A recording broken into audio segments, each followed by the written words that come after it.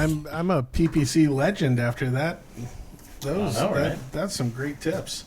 I'm going to use that $150 certificate email that I get every 2 days from Google now. Go get me some leads. Incredible information, and I think it really points to why you need an agency handling. Yeah, you got that right. The risk is really high. It is. We have an incredible post that I want to share with everybody, and it's basically 20 ways to get your content ranking better than your competitor. And I'm telling everybody, this is a methodology that we use often for our clients and for ourselves. I'm good over here. Keep going. Wow, that was cool. It is incredible, isn't it? But this is a method that we use with our own posts. So typically what we'll do is we'll analyze and we'll see that, wow, we're ranking like page 2 or bottom of page 1 for a given post, and we'll see that it's getting some sporadic traffic, but we say, how can we dress up that content? And so the first thing we do is we go look at who's winning and how are they winning. And the majority of the time, there's kind of two trains of thought as you look at this. One is, some SEO guys will just go, wow, we'll backlink the crap out of it and we'll rank number 1. And we've seen some results with that, but it's typically like a temporary result. Mm-hmm. But the second way is beat them on content. Do a better job with your content. And so we ran down basically 20 different things that you can do to optimize your page to basically win a search against a competitor. And so I'm going to zip through them fairly quick, and then at the end I'm going to talk about the last few. But the first one is your post slug. And if you ever look at a URL, a web address, and there's that, you have your domain.com/something, something, something, and it's typically words. In the old days, it used to be IDs and everything else, but that's called a post slug. And within content management systems, you can customize that. We try to keep those really short and sweet and to the point and on target with the keywords that we want to rank for. The second thing that we do is we add content types. So things like audio, graphics, video, those are having a dramatic impact on people sharing nowadays. And so if you can put a great video up, and sometimes we just search for a video that somebody else has done. Right. And we share that online because it's a great video about something. And boom, all of a sudden we rise to the top of the search engines using somebody else's video. It's almost like you've got a life preserver, or you got some buoyancy there. Exactly. Exactly. Page title, of course. Yep. That's probably the number one thing. You want to make sure that it's short and sweet and to the point. Utilizing simple writing. I think a lot of people try to sound too intelligent with their writing, and they go, I've never thought that of you. I know, and that's why. So I dumb it down so that even you can understand my stuff. Thank you. You're welcome. Did you see that volley? That was a beautiful thing. Softball home run.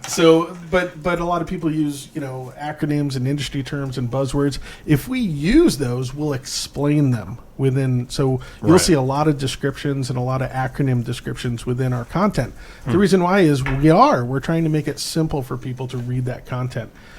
Your page structure. And what we mean by this is the formatting of the page. If I look at your page, is it just one big, huge blob of text? Or is it something that has some bullet points that I can point out, some subheadings that can grab my attention? Is it readable? Yeah, is it readable? And which brings us to the next one, fonts. Believe it or not, the average font size for a page 1 ranking is 14. 16. 15.8 pixels. Yeah. Which is that's dramatically high from years ago. And the reason is because people are running much higher resolution screens nowadays. Visuals, the average article ranking first had 9 images within the page. So you'll see a lot of people now are breaking up their content with step-by-step instructions and images and everything else. With photos, I would encourage people that we utilize stock photos quite a bit, but we use it as a descriptor, I guess, to grab people's attention for the content within. But if you're writing about your company, absolutely take photos. Get a professional photographer, or even take something with your iPhone. That personal touch to an image is going to capture people's attention much more. And again, it's going to differentiate your content from your competitors. Share buttons. I can't believe that people forget this all the time, but make your content shareable. More people will read it. more people read it. That means more people will link to it if it's a great article. More people linking to it will get you ranked higher. So don't forget that. Links, these guys have done an analysis and basically showed that outbound links work well, not bad. And I think a lot of the old SEO guys would say, oh, no, you're pouring out your juice. You're pointing out to everybody. Yeah. But instead, you're validating the honesty and integrity of the content that you're writing by saying, hey, these guys are authorities. And so I think that's important. Content length is becoming more important over time.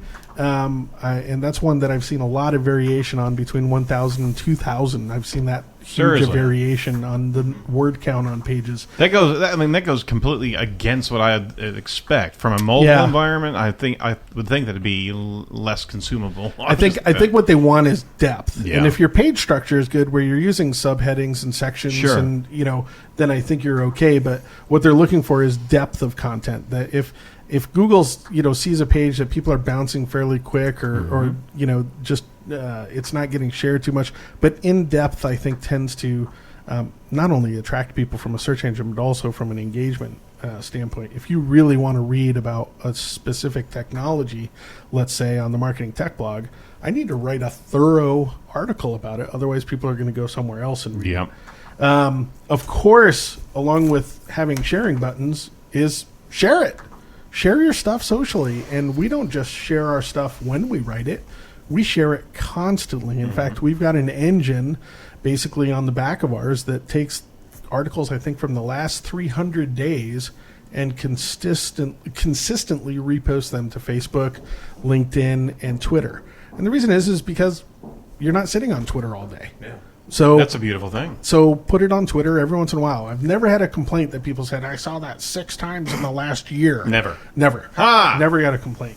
And then they just silently unfollow you. But I mean, they might. Our engagement is up. So I test too. Believe me, I was doing it one time. I was sharing every 15 minutes on Twitter. And that's when it started to barrel. That's when people started to leave. So I think I cranked it back to like every couple hours. We have an update now. Now we're going to get into the nitty gritty of it. And here's where I think people, agencies especially, are differentiating their clients. The first one is pitching your content. And that's it. If you've worked hard and you've developed this incredible page, maybe it's infographics, video, or whatever, go get a PR person to pitch it. Send it to influencers and say, hey, you know what, would love your feedback on this. Maybe get a quote from you, for the article. And when influencers within the industry start sharing your content, that validation is just huge. One, they're going to reach a very wide audience. And if they don't link to it, again, the chances of it getting linked to are really important. It's wash, rinse, and repeat. I mean, you just can't think that it's just one posting. You have a lifeblood to give these different documents, these different posts, the different site structure. You have to keep on focusing on that. Yes. And different methods, too. Absolutely. And the last ones that I'm going to talk about is I think a lot of people overlook the importance of an author. And what I mean by that is not just a name, but a photo and a description of why they're an influencer or why they're a leader or authority within the industry. People, when I read a kind of a generic evergreen article and it has by the company name, I tend to just kind of walk away from it. But when I see an actual person's name and a person's picture there, I go, wow, this person knows what they're doing. And then that face sticks with me. That's right. Mobile formats, I don't think are touched on this, but are becoming more and more important. AMP, and then Facebook has instant articles, which I applied for. I haven't heard back yet. But so those are important. Apple News, which we got approved for. And then the next ones are from the quality of your content, primary research. If you're sitting on a mountain of data, so you've got a large company maybe it's a large company within your industry, and you're seeing some kind of trend happening or whatever, if you can share primary information about your industry online, everybody in the industry will snatch it and go scream and tell everybody about it. And I think primary research is one of those that people just don't. We bug our clients. We have software as a service customers that have billions of rows, and we always ask them, like, what kind of proprietary research could we do with the data that you have? It's anonymous, but it's about the industry and what's happening. So if it's email subscribers, maybe it's what's the average turnover in a B2B data set for email addresses. That would be really critical information to know that, wow, 20% of people change jobs or something like that. And everybody in the industry will share it if you put it out there. People are looking for good data sources. They are. All the time. Absolutely. And then the second is the people that are sharing it. It's curated secondary research. And so secondary research is like this infographic. These guys went to 8 or 12 different sites and got all these statistics, but then painted a picture and a story with it, which is often an infographic. Yep. So curated secondary research is a great way of doing it too. It's not as expensive typically as kind of a primary research because all it takes is honestly a couple of interns to go out and scour the web and find some recent data. And then the last one that I think everybody overlooks, but it's becoming absolutely critical, is paying for promotion. And that's paid search promotion, native advertising, paid social promotion. These are great investments nowadays. I was reading a thing the other day that someone took a couple $100 on Facebook and had something like 83,000 views with that. 83,000 views. It was Dennis Yu, matter of fact. He's a huge Facebook guru.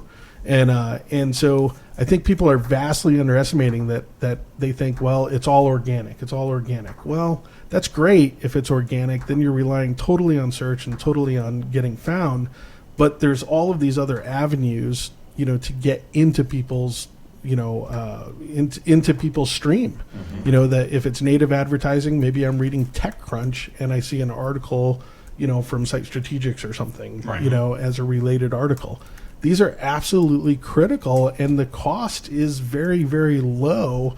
And I think you have to look at it two different ways. I think a lot of people look at it like pay-per-click. Well, what's our cost per click and cost per conversion? But I think you have to look at it another way too, and that's what is the awareness that you can build? If you're going to go sponsor a show and have your logo on a banner, you'll spend $25,000. But you're writing content every single day and you're not promoting it anywhere. If you spent $25,000 a year promoting your content, it'd be awesome. Yeah, it'd be gosh, everywhere. yeah. And it just that goes to prioritization and C-levels and CMOs. Yeah. Sometimes do not understand the value of what they're churning out. Well, awareness is that first step in everything, right? And admitting that you have a problem. Yeah, exactly. And so content, getting content, just getting your brand out there from an awareness standpoint is a critical aspect of your overall marketing efforts. It's not always, hey, did that attract someone to buy? Right. It's someone will buy eventually, but you've got to get out there and you've got to be seen as a leader within your industry. So 20 ways to get your content ranking better than your competitors. Just do a search for that on the Marketing Tech blog. Yeah, we saw that, and you'll find it. We certainly linked to it. Marketing Tech blog has such a great wealth of information coming out of it all the time. I mean, literally 3 or 4 blog posts a day, if not more. Go through two. It just seems like that. Oh my gosh. You know what it is? It's we promote. Yeah, you do. We promote probably a dozen articles a day. I know. So that's it. That's probably what I see all the time. Absolutely. So go check out Marketing Tech blog. If you haven't been there, what's wrong with you? You got to go see that real quick. Sign up for the newsletter. That's the biggest thing. If you're going to the site and reading every day, you're probably going to read 1 out of 10 articles that are really relevant to you. But if you sign up for the newsletter, you can scan on a weekly basis and go, ooh, that's a good nugget. Let me read that article. How do they sign up for the newsletter, Doug? They go to Marketing Tech blog and they'll get it falls on them. And they will get a nice, big, fat subscribe. It pops up about 12 times. Oh, no. Not if you sign up. Sign up and it won't bother you. This is like newsletter extortion. Yes, that's exactly what it is. Very cool. All right, Marketing Tech blog, all good information for a novice advertiser or marketer, all the way to savvy professionals. There's always good information out there.